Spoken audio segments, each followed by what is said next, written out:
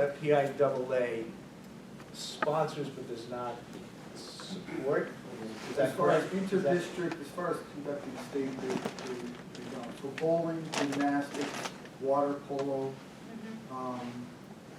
and indoor track are those sports. And as for the JV cheerleading, that was a concern also because they came in as a volunteer, they want nothing for it, they just want to do it for the kids. Right, And that was specifically stated there as well, right, that will not be a paid position. right, no, and Yeah, yeah. I understand, well, And that's where, but where's, like, what is the SOP, like the standing operating procedure, where you have a club, like you have something like ultimate frisbee, Spanish club, things that are important for the school. Like I said, when I'm talking about this, I think they're just as important because kids do all facets, I'm not, whatever. But when do you decide when it becomes something successful, demanding, or whatever? It's been around for going on, this after the season, these 13 years that these coaches have been doing it for free, and it's not an off-season, which I know you guys might be saying for outdoor track, but it's not exactly an off-season because they're competing, they're going to states, they're going to national. These kids are successful in itself, and we have kids that don't do outdoor track, that do indoor track to prepare for softball, baseball, and the other sports too. It's not just, and you have 50 kids. What these coaches decide, no, they don't want to volunteer after 13 years, where do these 50 kids go? They don't play the existing winter sports. And those cut. My daughter was one of the ones that was cut from basketball, and then she did indoor track because she had nothing else to do. So you have basketball, which is a cut sport, both of them. I don't think wrestling, but I know the society we live in, but most girls don't wrestle, and most boys don't do cheerleading. Those are only two options for them. So what happens to these kids in the winter? Like, what's your standing out Well, procedure and that you I decide? guess similar to other sports that, may have competitions in the off-season, they also may be limited to what they may participate in if they want to participate in that sport, whatever it might be. I guess that's the nature of the beast when it comes to, you have to decide what it is you want to do truly. And if you want to refine your skills for a particular sport, you have to weigh your value, weigh your options there.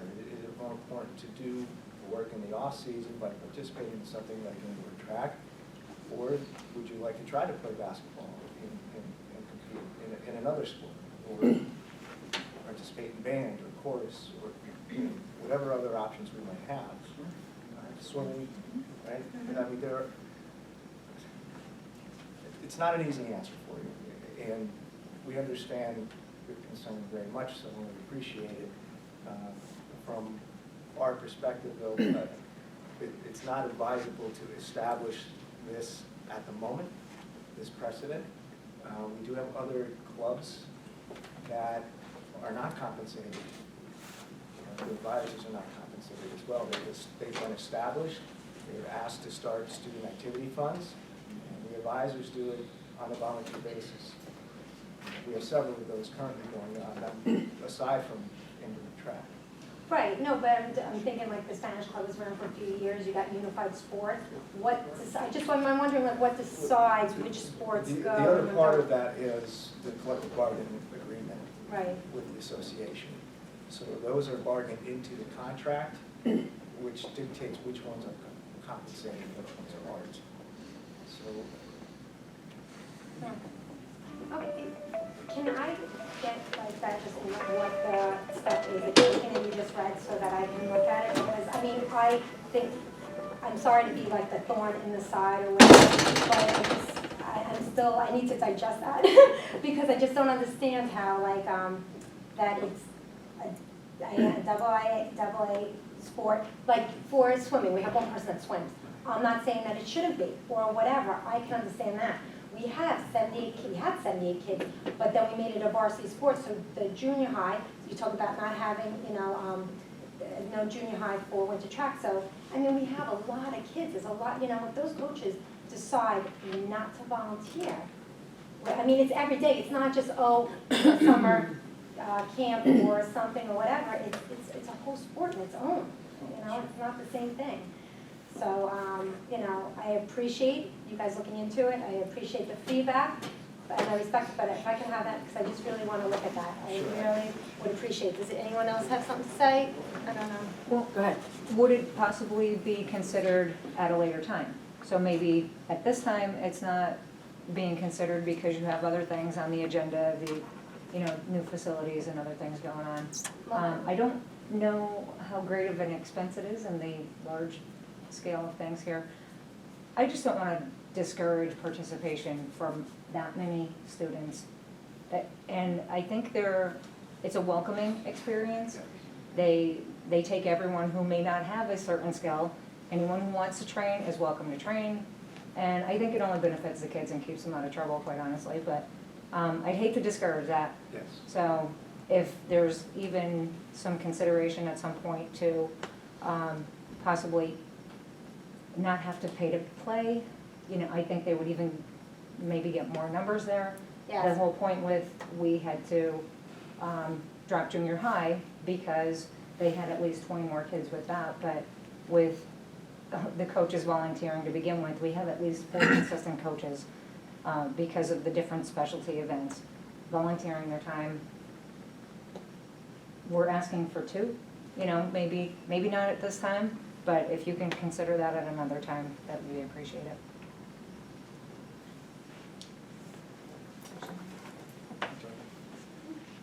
I tried not saying anything the last 3 meetings. I really did.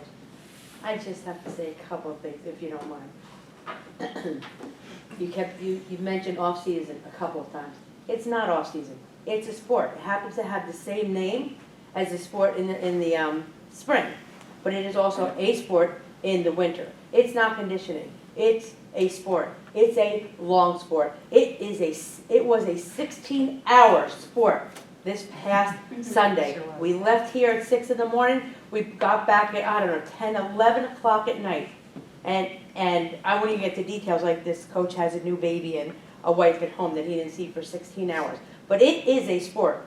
It's not off-season, it's a sport. And then you had mentioned that you compared to those schools, you know, the schools that don't pay. What about the schools that did pay? Because the paper we came up with last year, or Connie or whoever came up with it, found all the schools around here that do pay for this. Now, I understand that Justin Collins came up to you last year and said, look, we just want to get these kids as a sport, because he's so selfless. And he said, we want to start with them. I'm sorry, I don't want to hit the back of your head too bad.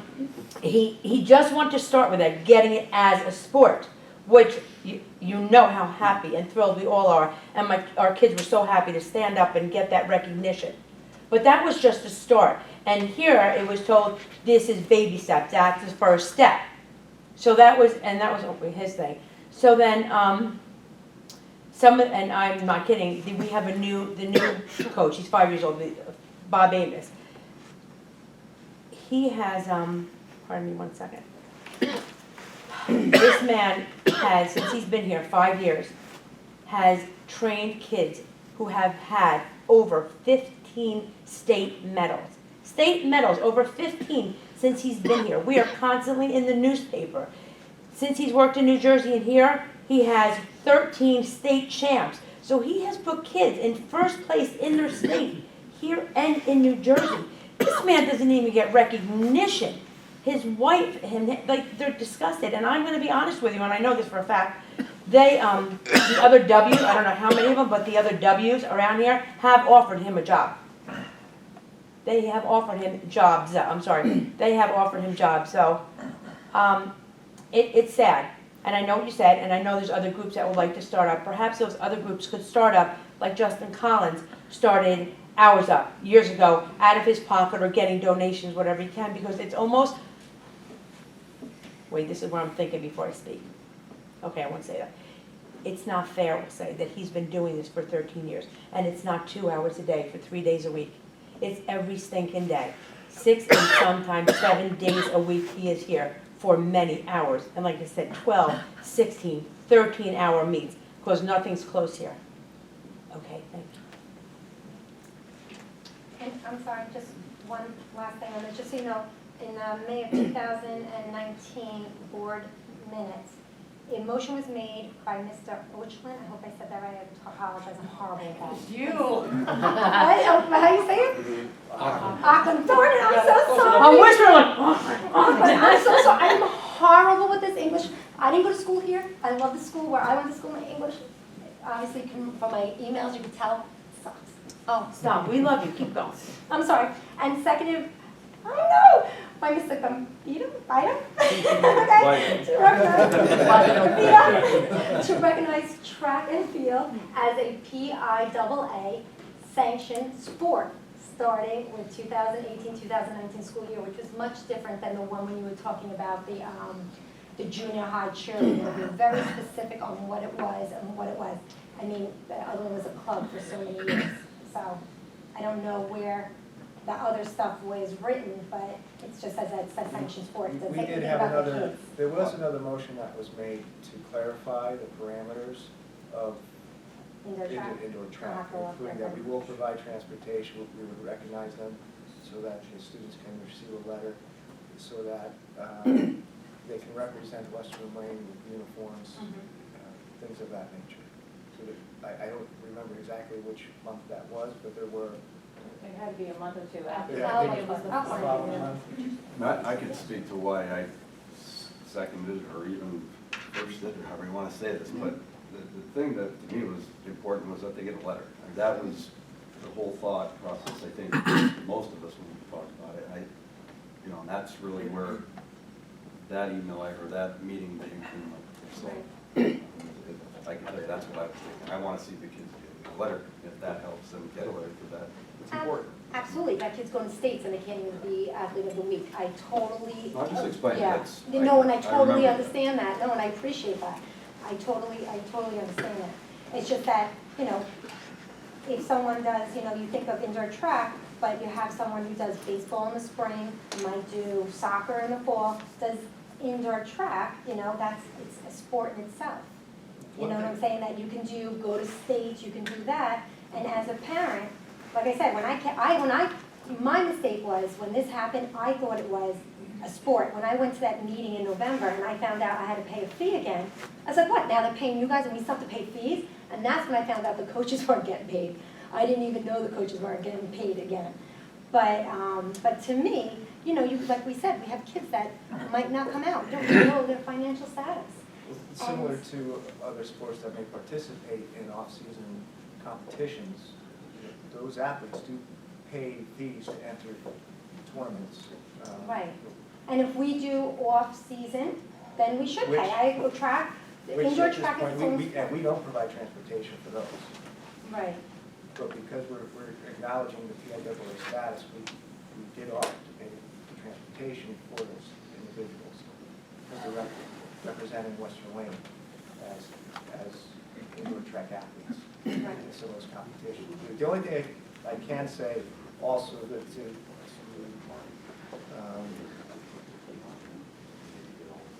well, when we did renegotiate the contract, we looked at the coaching scale and we tried to, there were a couple formulas out there that we looked at and tried to look at how many students participated, length of the season. I can't think of the other off the top of my head, but there were a variety of factors that we looked into to try to get some coaches a more fairly accurate compensation for what they do. So we did do that, and track and field was one of them. That included all the assistant coaches as well. In fact, they were one of the ones that were not adequate, we felt, and it was one that we significantly adjusted as a result. But that's outdoor track. I think that's the problem. I'm not talking about outdoor track, and that's great. But I will say, while doing these numbers, because I didn't realize when I started looking, so I was trying to find justification to show what indoor track does, the same as other stuff and whatever. I mean, you guys do see that there's like an 83% difference between the lowest paid and the highest paid coaches, head coaches, and it's just going like this. And I just did a little chart that I could send to you guys, but it's gonna be like 124% different in the next 20 years. It just keeps going like this. I was like, ooh, something for you guys, but it had nothing to do with what I'm. We've seen it and we've discussed Yeah. it, and I know Yeah, Mr. that was- Black is working to try to even that out, but over time, Right, because absolutely. it's a lot to do all at once. We're- Oh, of We're course. definitely working at that, and No, of course, that was something, but I was just looking and I saw it and went, wow. But that's not what I'm here, but I'm talking about indoor track. And we keep going like it's off-season. Indoor track is not and for an me, off-season. saying, I understand it's a Yeah. completely different sport, but saying indoor track is similar to saying spring football. It's Mm-hmm. a very similar sport to this one you've already got, just a different time of the year. So that's, I think, part of why, myself anyway, I look at it as, kind of, it is in essence a preseason thing for me, or an off-season Mm-hmm. training for track and field, because that's the sport that we currently recognize. Oh, of course, So and I can it's see that. And we also, in this conversation we had, Mhm. last time you were here, I believe the wrestling coach came in, and of course, that happens consistently where, so when it comes to making those decisions where we're gonna spend money on sports, personally, I wanna work toward the sports we've already got, try to make sure that our pay is equitable, and that the coaches are being paid fairly, and our kids are health, safety, and welfare. You know, that the facilities for the wrestlers, and so there's a lot of places, obviously, that we can spend. So I think that, for me, that factored into the decision of putting this off for now, because there's a lot of other places that we can spend the money in the sports we've currently got. So, I don't know if that helps explain it at all, it's just one point of view. It does, and again, thank you. I agree, I understand that, and I do agree. I agree with that wrestling, absolutely. Mhm. Hey, I was a police academy instructor. MRSA was big, viral pink eye, believe me, I get those mats and everything, and I totally understand that. That's definitely a good place to spend money. But I also understand that I was here with that budget, the budget's healthy. I saw the capital reserve for the last 3 years, and I saw that you guys approved and improve every year, bringing some of that money into the budget. We're talking, like you said, you want to work on the sports we have. We have a well-developed 13-year program that has brought state, national, like I said, almost 10% of the kids do that during the winter. You know, that is something we have. And what are you talking?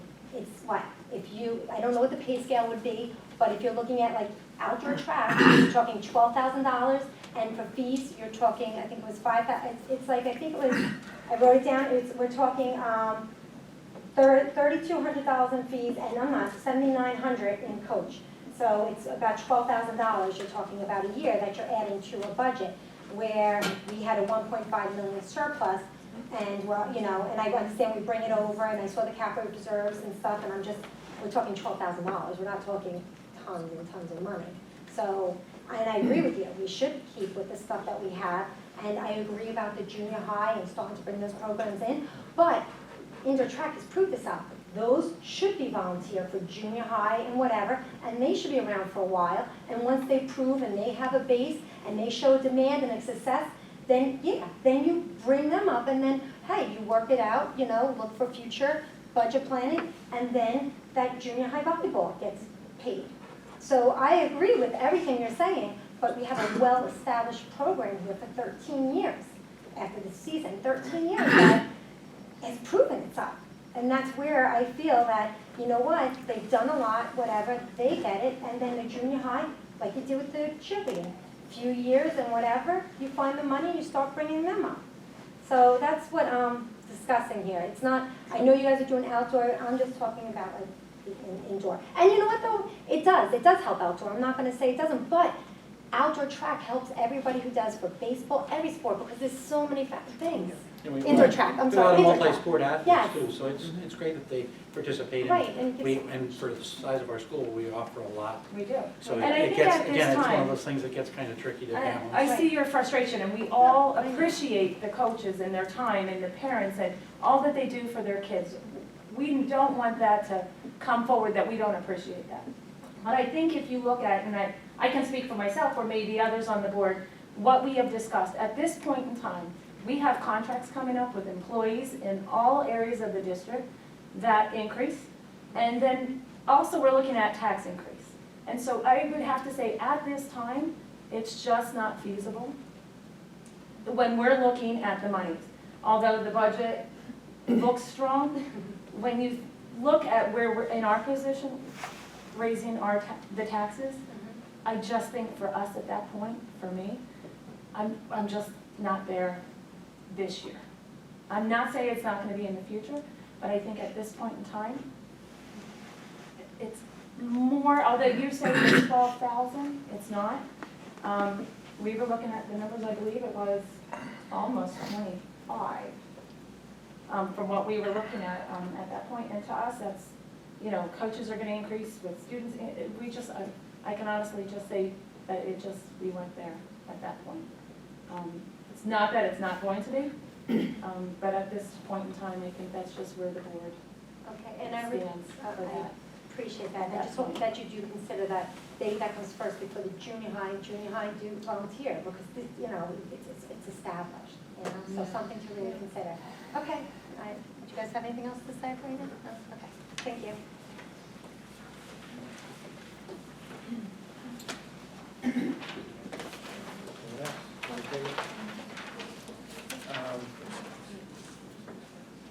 Adam, anything? Anyone? Yes. Do we have a driver education program? We do not currently. No. We did look into the program last year. I know Ms. Felisky was looking into that. There are several factors that we would have to implement through the Pennsylvania Department of Education.